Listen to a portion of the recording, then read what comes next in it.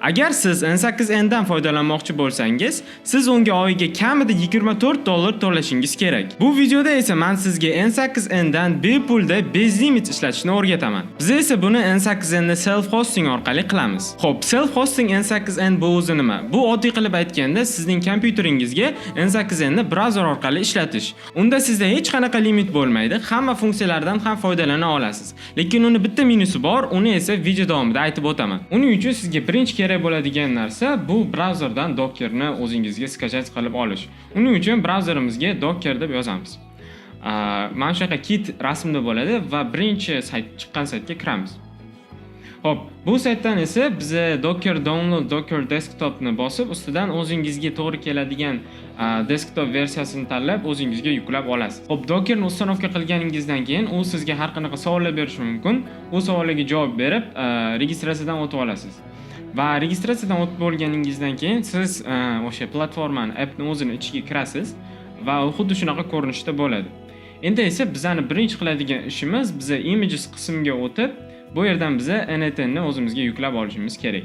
Xo'p, images qismiga o'tgandan keyin biz mana bu search qismidan N8N ni izlab o'zimizga yuklab olishimiz kerak. Uning uchun esa biz o'sha search qismini bosamiz va bu yerga N8N deb izlaymiz. Va N8N deb izlaganimizdan keyin bu yerga bizga har qanaqa versiyalari chiqib keladi N8N da. Bizga esa mana bu N8N N8N kerak bo'ladi. Uni ko'rishingiz mumkin. Mana bu yerda 100 millionta downloads bor, 100 millionta odam skachat qilgan va 1000 ta reviewsi bor. Yulduzchalik. Biz esa o'shani pull degan tugmani bosib o'zimizga yuklab olamiz.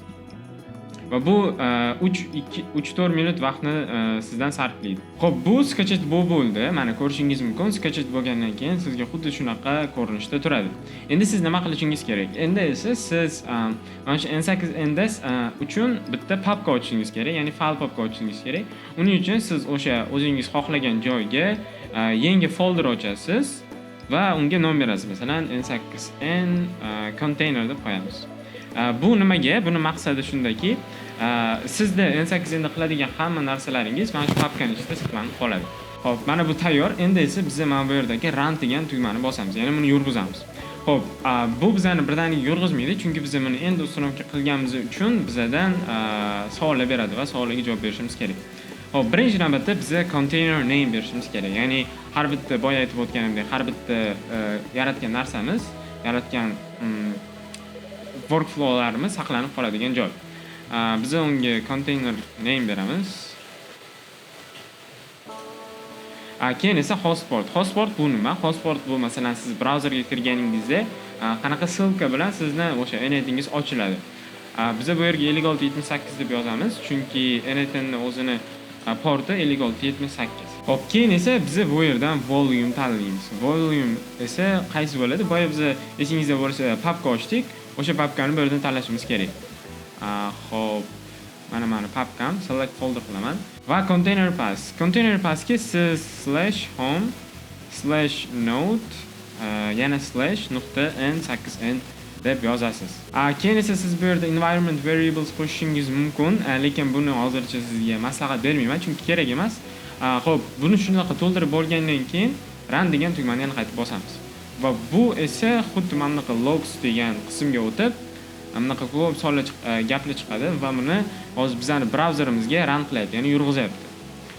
Mana 1 minut ichida уже bu bizga link berdi, mana localhost 5678. Bu bizani o'sha hamma ko'rishingiz mumkin 5678 turibdi. Bu bizning portimiz va buni ustiga bossak, bu bizdan yana o'sha NetN qismiga olib o'tadi. Xo'p, endi bu yerdan nima qilamiz? Xo'p, bu yerdan biz o'zimizning email pochtalarimizni kirgizamiz va password beramiz. Next tugmasini bosamiz. Va next tugmasini bosgandan keyin bu bizga yana savollar beryapti. Xo'p, savollarga javob berasiz va yana get started tugmasini bosasiz. Endi esa qarang. Sizdan bu yerda license key so'raydi. License key nimaga? Bu yana qanaqadir o'zining funksiyalari bor. O'shalarni ochib berish uchun sizdan license key so'raydi. Siz mana bu yerga bitta pochtangizni kiritib qo'yib, send me a free license key ni bosishingiz kerak. Xo'p, mana endi bizga bu NetN ni o'zini ochib berdi. Agar siz NetN ni oldin ishlatgan bo'lsangiz, NetN ni ko'rinishi ham xuddi shunaqa bo'ladi. Endi siz bu yerdan bemalol start from scratch tugmasini bosib, o'zingizni workflowingizni yasashingiz mumkin. Masalan, keling bitta test ko'ramiz. Bu yerdan esa agent tanlaymiz va buni save qilib ko'ramiz. Qani bu saqlanib qolarmikan yo'qmi? Men buni save qildim va mana bu yerda bu saqlandi. Endi xo'p, endi men bitta narsani aytib o'taman. Masalan, bu yerda bizda hozir mana bu yerda ko'rishingiz mumkin, Dockerda bizning local hostimiz yurayapti. Qachonki men buni stop qilsam yoki kompyuterni o'chirsam, bizning mana bu workflowimiz yurmasdan qoladi, ya'ni to'xtab qoladi. Nimaga? Chunki bizda cloud yo'q, ya'ni buni o'zini xotirasi yo'q saqlab qolishga. Shuning uchun siz buni hech qanaqa saqlab qola olmaysiz. Qachonki kompyuteringiz yurganda, sizning ham automationingiz o'sha bilan yuradi. Ya'ni aktiv bo'ladi. Qachonki mana shu local host yoniq tursa, mana shu narsa ochilsa. Buni biz cloud qilishning yo'llari ham bor. Buni keyingi videolarda ham o'rgatib o'taman. Lekin siz agar test qilmoqchi bo'lsangiz yoki yangi narsalarni o'rganmoqchi bo'lsangiz, xuddi shunaqa local host qilib ochasiz.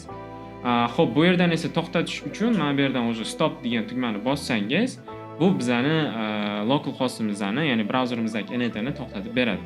Mana bu yerda ko'rishingiz mumkin, stopping NetN deb qo'yibdi. Va bu yerda o'zi stop mana yana qaytib run desak, yana qaytib run deyishni so'rayapti.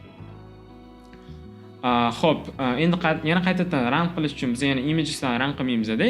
Endi biz konteynerga o'tamiz. Chunki bizning konteynerimizda boyagi qilgan narsalarimiz saqlanib qolgan bo'lishi kerak. Keling uni tekshirib ko'ramiz. Yana start degan tugmani bosamiz. Va bu bizga yana o'sha silka qilib berish kerak. Mana silka ochib berdi. Men bu silkani yana ustidan bosaman va bu mana ko'rishingiz mumkin, saqlanib qolgan biz qilgan workflowimiz. Xuddi shunaqa qilib siz o'zingizni NetN'da bemalol automation qilsangiz bo'ladi. Bu video sizga kerakli bo'lgan bo'lsa, like va podpiska tugmasini bosishni unutmang.